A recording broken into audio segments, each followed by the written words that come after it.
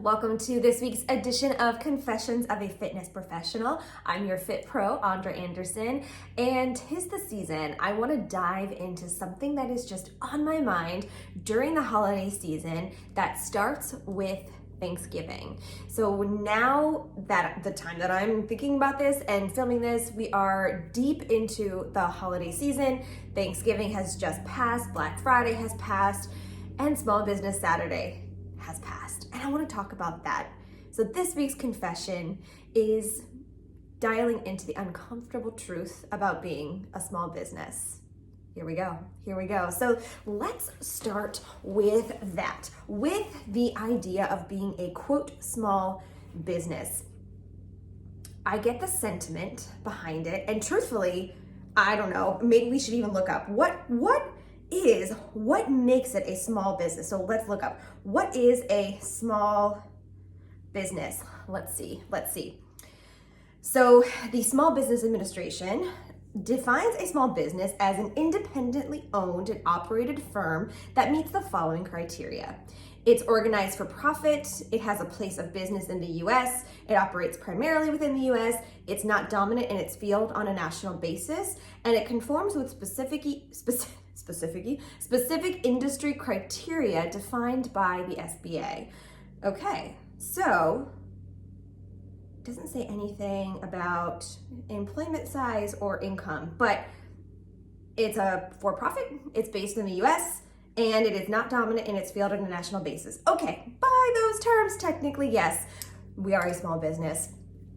And if you are also a small business owner or operator, level with me on this and let me know how you feel about this. Sometimes the idea of being called small kind of hurts a little bit. Maybe hurt's not the right word, but it sort of strikes something because it's small on the grand scheme of things, in the grand scheme of all of the businesses that exist in the country, in the world, whatever. Yes, it's small. If you are under 4 employees, if you operate by yourself, if your income is not necessarily enough to sustain one person, or heck, maybe it is, you're still considered a small business. And the thing with that is, this is my world. It is huge to me. And my classes are not ginormous. I don't teach at a big thriving gym. My classes are very boutique, very personalized, very more intimate. You know, I aim somewhere within the 3 to 15 range in most of my classes. Actually, all of my classes within the last year have been around that size. And that's been working. I found my niche that works really well for me. Over 15, I get a little freaked out. That's fine. We evolve as small business owners. We evolve and understand what suits us and our people best. But every time somebody registers for a class, I do a little happy dance. Every time, especially during the season, and oh my gosh, bless you, when I get a message of, hey, I want to buy a gift certificate for so-and-so, they really enjoy your classes and I want to show them that I recognize that. I do a little happy dance. I mean, those are the things that are propelling my business, and every single dollar I earn is huge.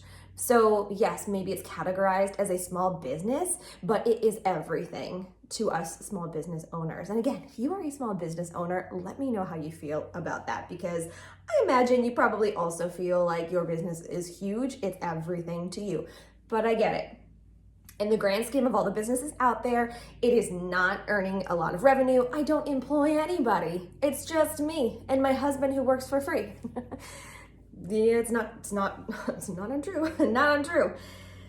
Okay, along with that, so that is just the name, small business. So that sort of kind of strikes a little chord. I get it, but it also strikes something. It kind of fuels a little bit of something within me. Another uncomfortable truth about being a small business is the idea of, I'll catch you the next time. So this has actually happened. I have an event coming up that happens to coincide with some other holiday event. Yeah, Yeah. When I was first starting out, I really wanted to accommodate for all of those things. So I would be very sensitive to it, and I would not schedule my own things during other events because I wanted it to be successful. I wanted people to come, and I took every single no very personally, very personally. I don't do that anymore. I'm like, okay, catch you next time. But here's the thing about next time. Being a small business, working for yourself, maybe like I do, I host events and programs in conjunction with other, quote, small businesses. And sometimes there might not be a next time. So if something flops once, I might not get the opportunity to do it again. Now, I will say, for the most part, I'm trying to think if there are any instances recently. Oh, okay. In relation to other small businesses, I feel like they get it, and I've been able to try it again. But I tried to do a session with like a bigger group, and it didn't go well. Like nobody signed up, so it was like, okay, we're just not going to do this again. And I'm like, okay, that's fine.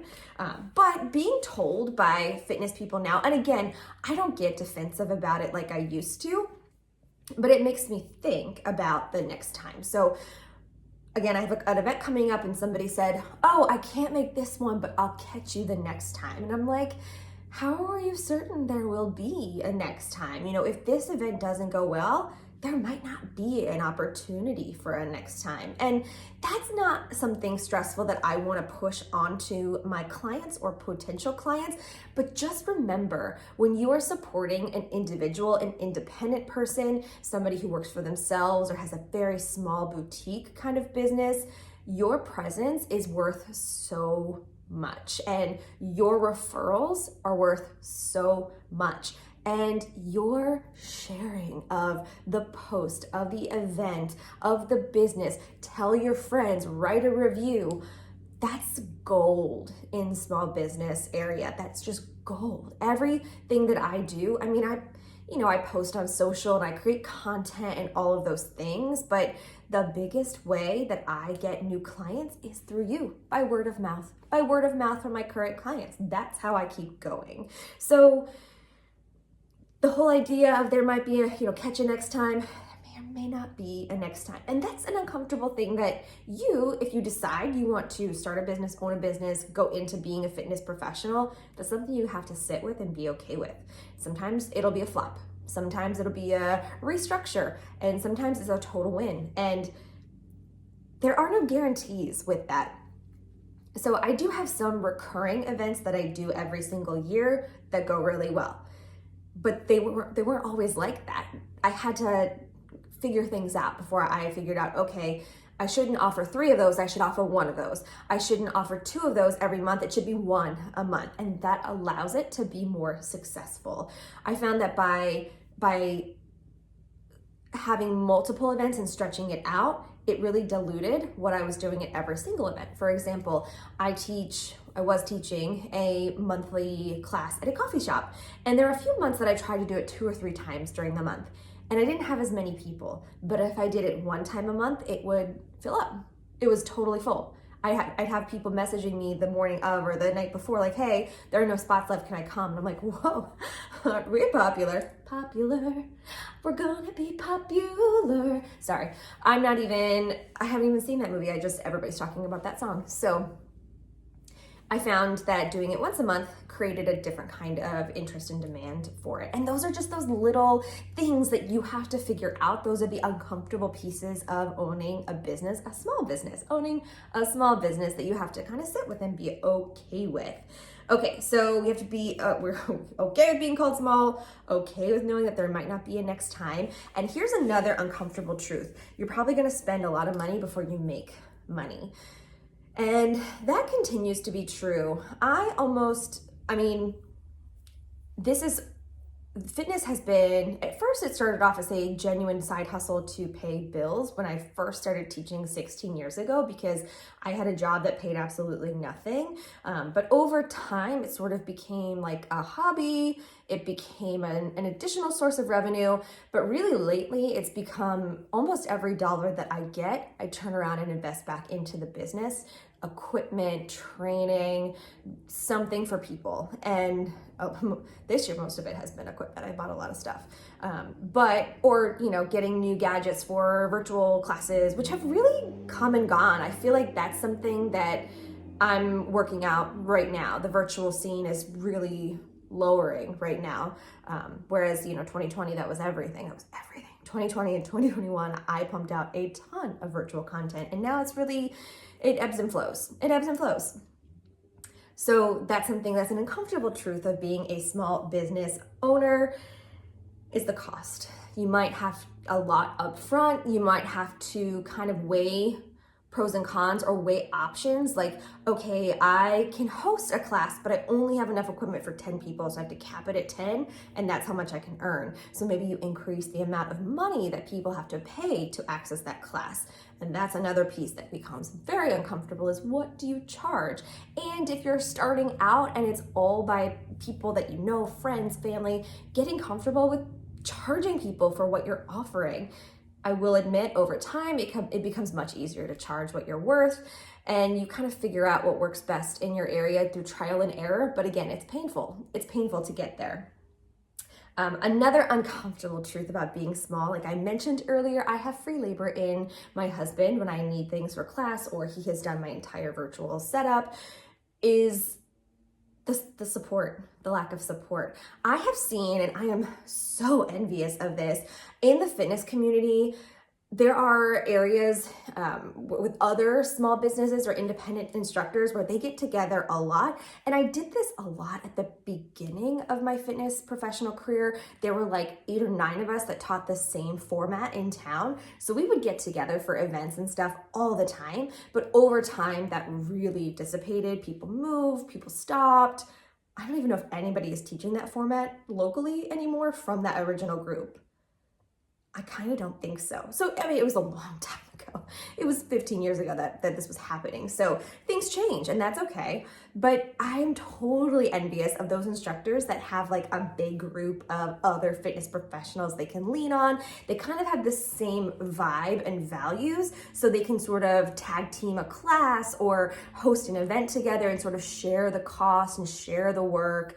Right now, it's sort of just me, the Fit with Andra show. So if I want to do something, I got to go in on that.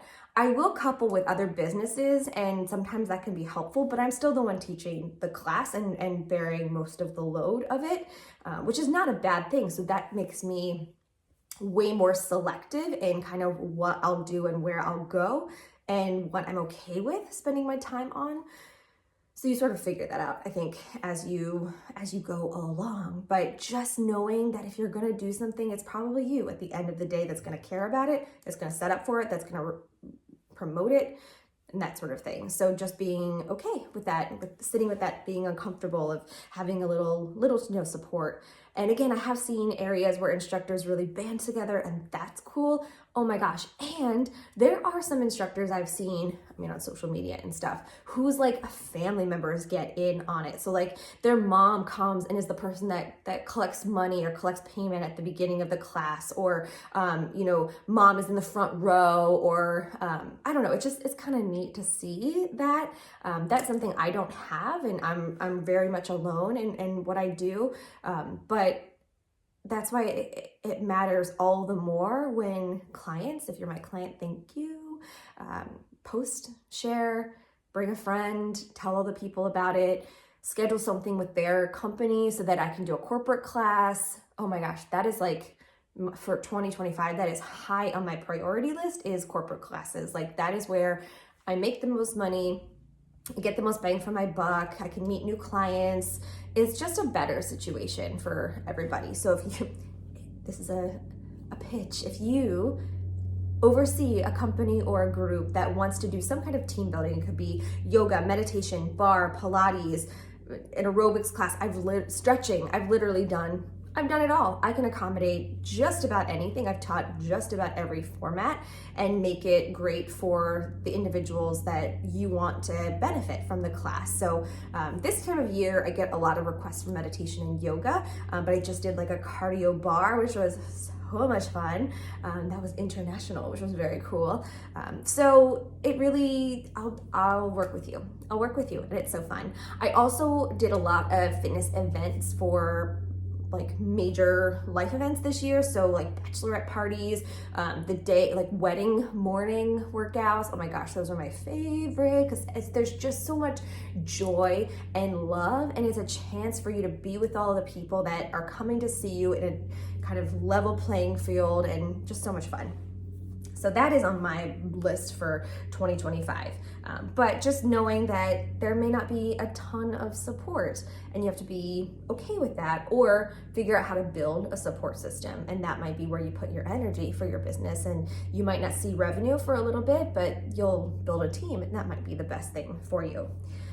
Another uncomfortable truth about being small is you are your business, for better or worse. So any interaction that I have online or in person reflects on my business. And I cannot be grumpy. You can't be grumpy. You really can't have a bad day. And if you do, you cannot show it. You cannot show it. You really want to push happiness and joy and all of the good things into the world. You want to make people feel good and comfortable, and you want them to come back. Nobody wants to be around a grumpy instructor, right? Like, I've stopped going to classes because the person's always so like, oh, woe is me. And I'm like, okay, it can't all be that bad, but like if it is, maybe you need to check out for a second and stop teaching. I've sort of built seasons in for myself for that, so that I don't get too burnt out. And knowing my busy seasons for my other job, I try to give myself the opportunity to kind of slow down a little bit so that I can work on myself. I'm getting ready to head into one where I'm not going to teach for, it's not like a full period of not teaching, but it's like maybe one class a week, so that I can do some of my own personal development, work on my own self-wellness and all those good things. So that's been really key for me in my business. So really just learning what you're willing to be uncomfortable with, what you're willing to sit with for a little while, if you need that time and space for yourself. I think that's a good thing. But those are just the things on my mind as we're in this holiday season. And just know, again, I feel like I keep saying this, but every single client matters in a small business. So you are appreciated. I absolutely love you. I love when you come to class. I will do special things in class just for you. If you've never felt that before, poke me and tell me what you want to see or do. I try my hardest to make it the best experience for you. And I'm always trying to cook up different things to try as well. So if you ever have ideas of themes, I really got away from the themes this year. I did a few, but that's the joyful thing. I want to bring that back. We got to celebrate our Sweet 16 in 2025. So I'm looking for ways to celebrate like a 16-year-old, so celebrate like a teenager. For me, that would have been celebrate like it is 2000. So I'm feeling like the 2000s vibes are gonna make a little bit of a comeback. Not like they ever left. That's where I make my money on those songs and those themes in classes for sure. That's where people like to pitch in. So love that. I really do love being a small business. I love having a business. I love trying new things. It takes a lot of energy and it takes a lot of being uncomfortable, but if you're willing to sit with that, you can tap into some things that are pretty magical. So there's that. That is this week's confession. Thank you so much for being you. Thank you for supporting my small business of almost 16 years. And I'll see you next time. Bye.